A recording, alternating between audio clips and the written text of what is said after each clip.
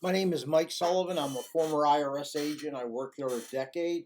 When I was there, I was a teaching instructor, and me and my M&M man give you a thumbs up for listening today. My YouTubes are very short, and today I'm going to talk to you about, do you really need representation in dealing with the IRS?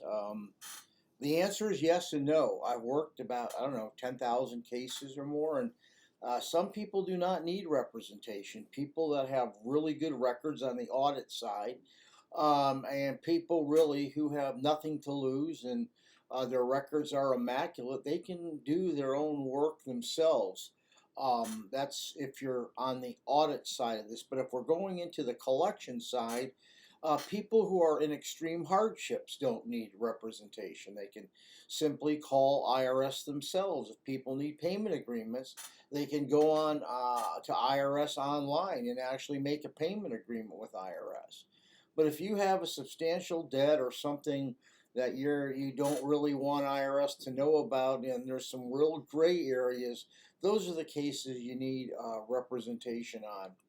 I'd say about maybe 50% of the people out there, if you have a 941 payroll problem, you really need to have representation. If you have a trust fund penalty, if you want to do an offer and compromises are not simple.